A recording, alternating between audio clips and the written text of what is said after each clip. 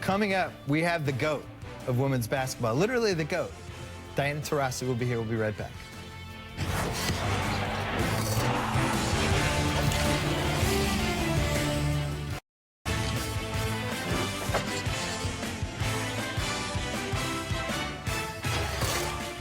Welcome back. This is the greatest women's player of all time, Diana Taurasi. Here's the resume.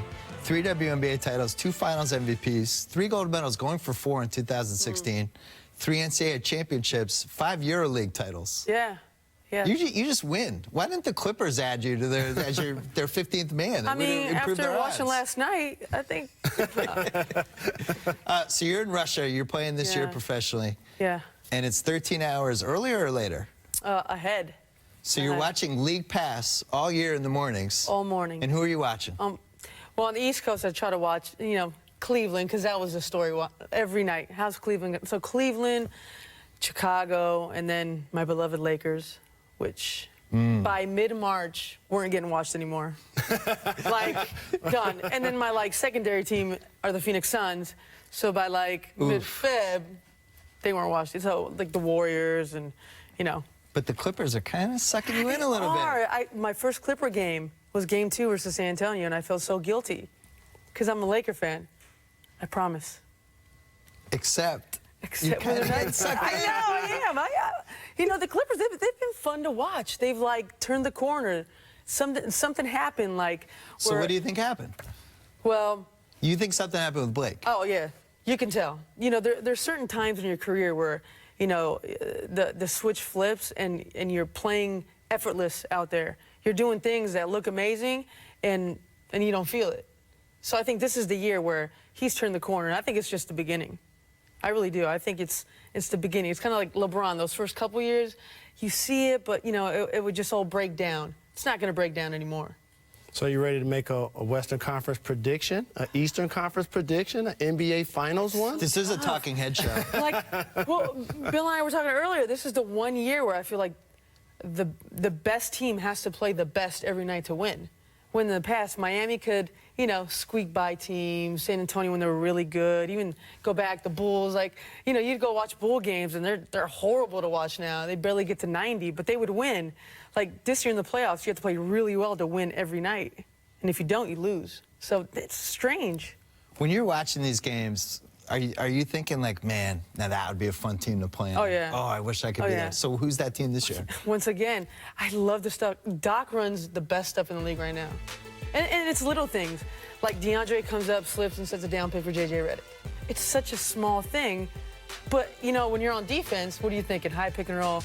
Ooh, I got a hedge. I'm late on that. 3. Those are the little things I really watch. That's also Jalen's team because he wants to be Hedo Turkoglu, which is the same reason, because they create situations where you always have to chase. Right. Or you got to defend the lob, and it's impossible to be in 2 places at one time, literally. And, of course, she likes the Clippers right now. They're actually playing. They're playing. The Lakers aren't playing, so playing. she didn't get a chance to watch her beloved Lakers this year. And Golden State, how can you not like them? You usually pick the team with the most talent. Over a 7-game series, who can make more basketball plays than them? Can you? Who can? I don't know who can. She's got to explain her theory about why Steph Curry has the greatest WNBA game of all time. Oh, yeah, he's got the best WNBA highlights of all time. Below the rim, reverse layups, step back threes. As a fellow step back threer, you're like, yeah, you know what? That needs a little bit more respect in the world. And there's probably every guy in here could probably do that. Right. At one point in his career or in your, pickup games. You can respect that. Kind of like when Steve did it. It was like the everyday man. Correct. And so highlights. Are the fundamentals back? Because there was a time when it was the ooh and ah Allen Iverson type crossover. Now it's the Kyrie Irving type handle. I think that power game is dead and gone. I don't think you can win like that anymore. There's too many skilled players out there, and you need guys that can play basketball. It's not the NFL draft. You could run, you can jump, but if you don't know when to do it, who cares? right? Like, you weren't the most athletic player. At all. I couldn't But jump what, over tiny? Oh, that a felt piece like of a paper. shot. No, No, but she's a basketball fan. Look, She can say that. It's not a compared. diss It's not. if it comes from your peers. It's compared. So if I said it would have been a diss. Yeah, because compared to you, compared to you, it's Carl Lewis over here. Like, Yeah. you know, We've seen it. Compared, like, you compared me to other WNBA, I'm like the least athletic guy out there. Right. So we've never relied on those things, but that's what's made our careers longer too. When you play, and I've had the chance to see you in person, first of all, you talk all the time. Yeah. You're riding the refs, you're riding yeah. your teammates, you're yelling at the coaches, Yeah. you're yelling at the other players. Oh, yeah. I'm in it. What NBA player would you compare yourself to? Because to me, it's like there's a lot of Chris Paul in the stuff you're doing. Oh, no. No, because he's talking, he's yelling, he's doing the all talk this. to my teammates is just to make sure they're there. Are you here? Are you in this moment? Like, are you involved in what's going on? And I probably get that from Coach Oriema. Like, he would if you're not talking in practice, he'd throw you out. Go, get out. I don't want you here. So that, like, chatter is like my nervous energy, making sure everyone's involved. And then the other side is just I want to beat you so bad. Now, And the yelling at the refs is like, any motivation I need right now, I'll take it. And then I'll kiss people once in a while on the court. You know? no question about it, because the game is obviously physical, but it's a lot more mental. And when you have the skill set that you have, you keep yourself engaged, which keeps your teammates engaged. Without a doubt. It's like, if she's not doing it, well, what am I going to do out here? You know? Right. And, you know, but that's evolved too as I've gotten older. You know, I've kind of let that go a little bit. And, you know, I got to use this energy to play now. Where when you're younger, you don't need anything. Well, I've actually sent you a tweet before, and it was a congratulatory tweet, and you could correct this math if I'm wrong. Oh, you got it up there, okay, early February. Now, all I know is this. You were getting paid $1.6 million over a 12-month calendar period to play basketball. Yeah. Overseas, they were paying you 99% of it. Right. What does this say about the WNBA? I mean, math doesn't lie, right? Not at all. I mean, it's just, people always ask me this question. It's like, okay, Messi goes to Barcelona to play soccer. Does he go to Argentina and play in the recreational, league during the summer? Yeah. No. So why have you been put in a position to do that? And I know it's different. Europe is different. Free market. You got all these billionaires that just love it. They're not doing it for profit. They're not doing it for media. It's like one rich Russian who loves basketball and pays you a lot of money. You're like the hired assassin. And, the WNBA is trying to be a league of longevity, of, we're near 19, hopefully it gets to 40. And, it's been a little bit of a crawl lately. And I think I need to start running a little bit.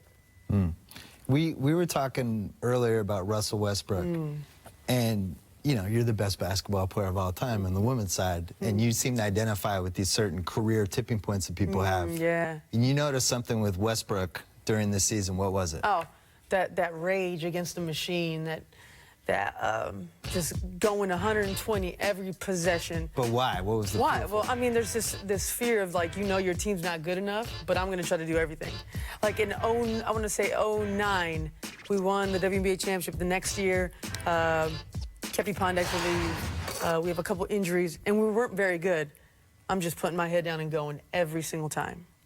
Because you felt like, this is a whole year of my life I'm about to lose. I can't let this happen. You might as well make save this. You might as well make the best out of it. Can you go too far with it, though? Yeah, Where you override I mean, your teammates and stuff? It's not sustainable.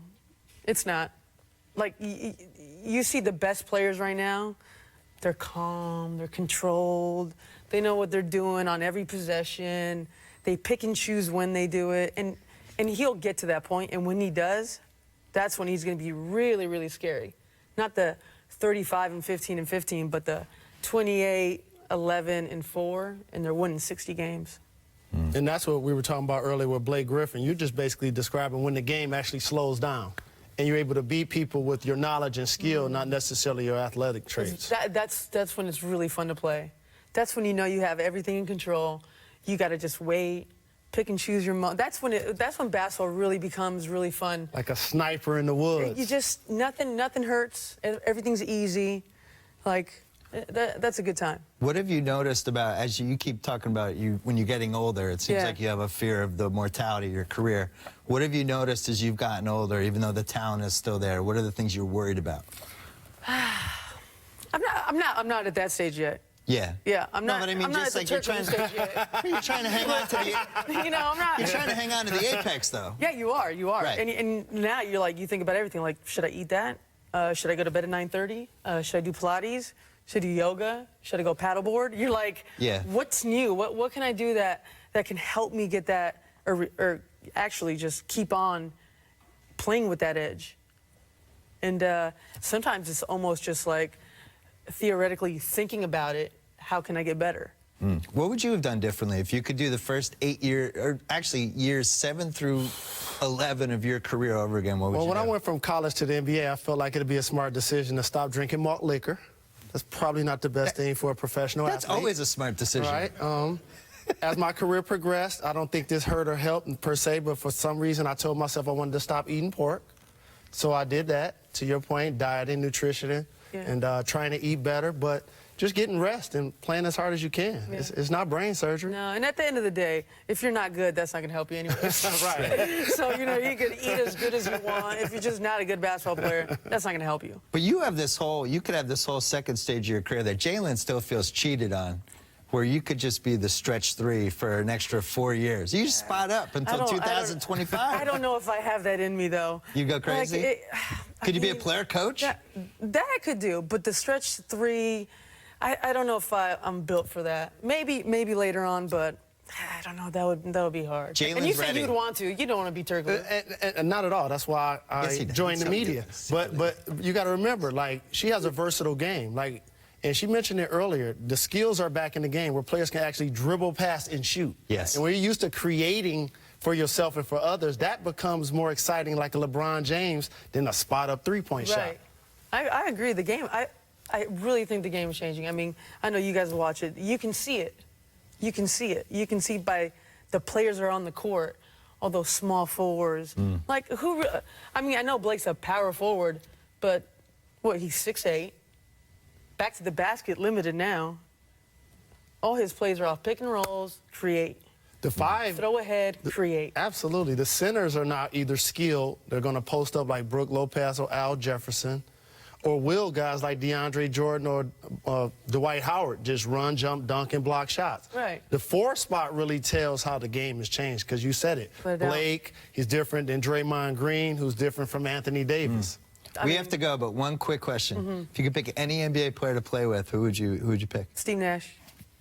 He's not in the NBA anymore. Steve Nash. You got to play with him. I did. In the NBA. Yeah, right now.